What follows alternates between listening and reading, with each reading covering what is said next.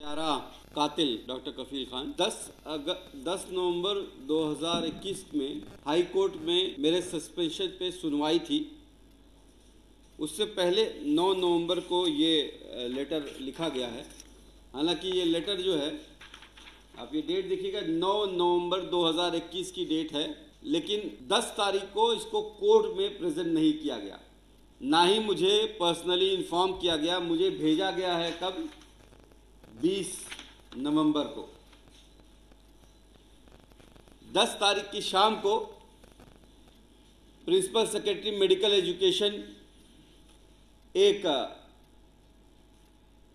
Media को release कर देते हैं कि डॉक्टर कफील को टर्मिनेट कर दिया गया है, उनको नौकरी से निकाल दिया गया है। पूरी कहानी तो आपको शायद पता होगा किस तरह से 10 अगस्त 2017 को बीआरडी मेडिकल कॉलेज, जो 950 बेड का हॉस्पिटल है, 950 बेडेड हॉस्पिटल, जिसमें उस वक्त 1500 पेशेंट एडमिट थे, और वो ना सिर्फ गोरखपुर को, पूर्वांचल को, हाफ ऑफ द बिहार को, छपरा, सिवान, गोपालगंज और हाफ ऑफ द नेपाल को कैटर करता है। 2 करोड़ पॉपुलेशन को कैटर करने वाला इकलौता medical college BRD medical college है।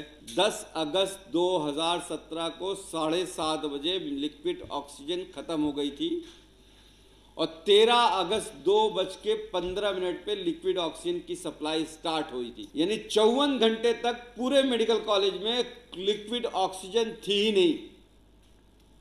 जंबो सिलेंडर्स लाए गए थे, इमरजेंसी में लाए गए थे।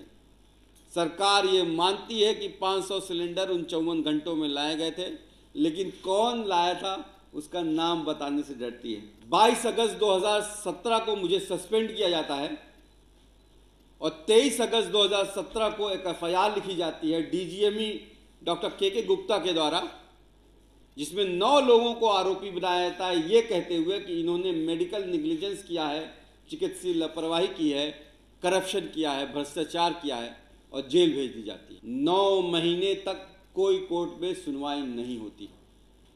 आपको शायद याद होगा, जो मेरे प्रकरण से वाकिफ हैं, कि 10 पन्नों का जब मैंने लेटर 18 अप्रैल 2018 को लिखा था, और 25 अप्रैल 2018 को बेल देते वक्त honourable Yashwant Verma, justice Allahabad high court ने क्लियरली कहा कि डॉक्टर कफील ने कोई मेडिकल निग्लिजेंस नहीं किया है, डॉक्टर कफील ने कोई करप्शन नहीं किया है, not even a single evidence produced by Uttar Pradesh government, और डॉक्टर कफील का ऑक्सीजन के टेंडर से लेना देना कुछ नहीं था। मैं बाहर आता हूँ, मैं प्रिंसिपल सेक्रेटरी उस वक्त रजनीश दुबे थे, उनसे मिलता हूँ, अपने डीजीएमई से मिलता हूँ, कोशिश करता हूँ कि मेरी नौकरी बहाल कर दी जाए।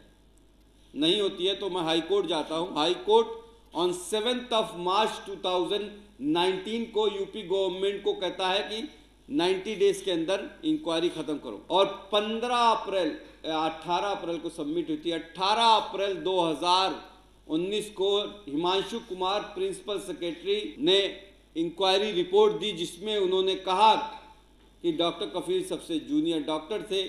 डॉक्टर कफील ने 54 घंटे में 500 सिलेंडर अरेंज किए। डॉक्टर कफील उस दिन छुट्टी पे रहने के बावजूद हर निर्दोष जान बचाने की कोशिश की। डॉक्टर कफील पे कोई करप्शन और मेडिकल निग्लिजेंस के सबूत नहीं मिलते हैं। हाँ, उन्होंने मुझे 2 आरोपों में आरोपी बनाया, जो कि 2 आरोप ये थे कि मैं प्राइवेट प्रैक्टिस करता हूं, लेकिन उन्होंने साफ कहा कि 8 अगस्त 2016 से पहले प्राइवेट प्रैक्टिस करते थे, 8 अगस्त 2016 के बाद नहीं। सरकार को ये रिपोर्ट पब्लिश करने में 6 महीने लगे। मुझे तो लगता है क्योंकि उस वक्त लोकसभा चुनाव थे, तो इसलिए रोक लिया गया था।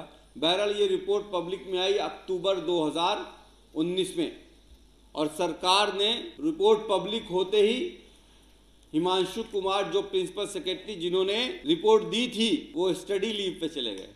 और आपको जान के हैरानी होगी कि उनकी वापसी कब हुई है? 13 नवंबर 2021 को, 2 साल बाद, मेरे टर्मिनेशन के बाद। तो एक अधिकारी जो अनबायस्ड होके रिपोर्ट देता है, वो स्टडी लीव पे भेज दिया जाता है। 2 साल बाद उसका वापस आता है, मेरे टर्मिनेशन के बाद। बहरहाल मैं फिर सुप्रीम कोर्ट जाता हूं और सुप्रीम कोर्ट 10 मई 2019 को कहता है कि सस्पेंशन 90 दिनों से ज़्यादा नहीं हो सकता और इनका पेमेंट किया जाए, इनको हाफ सैलरी दी जाए। सरकार टाल मटोल करती रहती है और कहती है कि हम पहली रिपोर्ट को नहीं मानेंगे। उन्होंने दूसरी रिपोर्ट, दूसरी इंक्वायरी कमेटी बनाई जिसमें प्रिंसिपल सेक्रेटरी अनुराग श्रीवास्तव इंक्वायरी ऑफिसर बने। इस बीच मुझ पे NSA लगा दिया जाता है ये कहते हुए कि मैंने भड़काऊ भाषण CAA NRC के खिलाफ दिया है अलीगढ़ मुस्लिम यूनिवर्सिटी में। हालांकि उसको भी हाई कोर्ट और सुप्रीम कोर्ट ने ये कहते हुए कि the speech was about integrity and unity of India, DM has not applied his mind करके not only question by NSA as well as 3 extension, 3 महीने का एक्सटेंशन दिया था। मैं फिर जब जेल से बाहर आता हूं तो हाई कोर्ट में अप्रोच करता हूं कि भाई 4 साल हो गए हैं,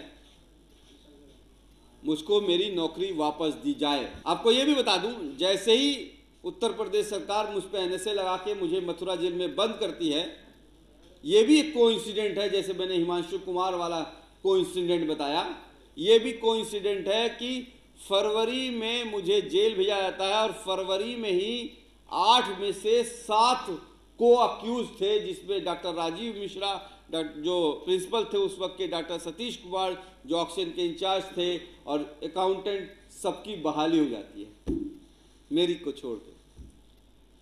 एनीवे, हाई कोर्ट ने 6 अगस्त 2021 को सेकेंड इंक्वायरी को उत्तर प्रदेश सरकार ने खुद वापस ले लिया और 9 सितंबर 2021 को मेरे पर जो सेकेंड सस्पेंशन की लगाया गया था, ये कहते हुए कि मैं सरकारी नौकरी में रहते हुए सरकार को क्रिटिसाइज करता हूं, उसको भी स्टे लगा दिया।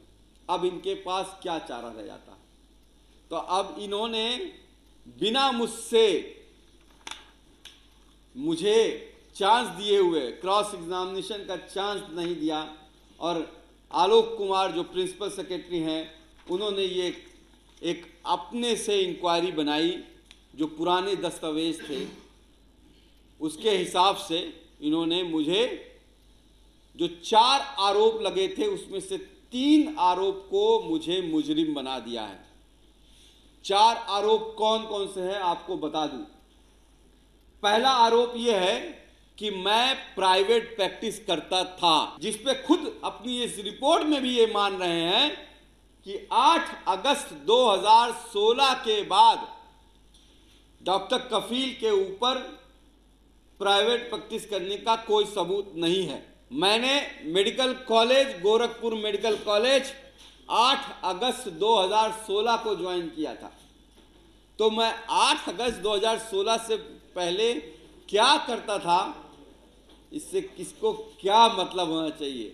मैं उनका एम्प्लॉय नहीं था। बहरहाल इन्होंने ये लिखते हुए भी ये माना है कि ये प्राइवेट प्रैक्टिस करते थे और अतः जांच अधिकारी द्वारा आरोप संख्या 1 में इनको आरोपी बनाया जाता है। दूसरा आरोप मुझ पर यह लगाया गया कि मैं यूपी में, BRD medical college Uttar Pradesh में है, तो यूपी मेडिकल काउंसिल में मेरा रजिस्ट्रेशन नहीं था, फिर भी इन्होंने नौकरी ले ली। अरे भाई, नौकरी आप नहीं दी, नौकरी उत्तर प्रदेश पब्लिक कमीशन ने दी, उसने नहीं चेक किया। बहरहाल मैंने उनको पढ़ाया और उन्होंने लिखा भी है, every person whose name if for the time being borne on the Indian medical register shall be entitled according to his qualification to practise as a medical practitioner in any part of India.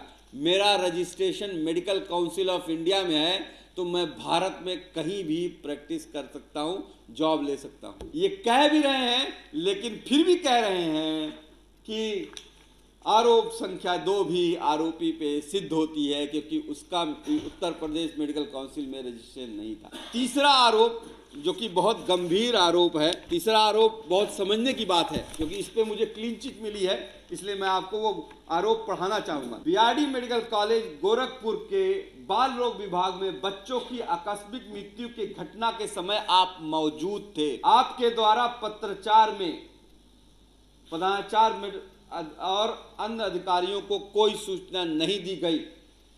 आप द्वारा महत्वपूर्ण परिस्थिति में रहते हुए जीवन रक्षक ये मान रहे हैं कि ऑक्सीजन जीवन रक्षक होती है।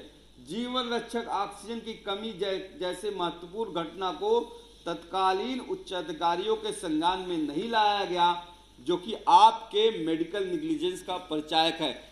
नोट करिएगा, आरोप संख्या 3 जो है मेडिकल निग्लिजेंस को कहती है कि आपकी चिकित्सा लापरवाही की वजह से बच्चे मर गए। मेरे पर 308 का मुकदमा आज भी गोरखपुर लोअर कोर्ट में चल रहा है कि मैंने गला दबा दबा के बच्चों को 63 बच्चों को मार दिया है।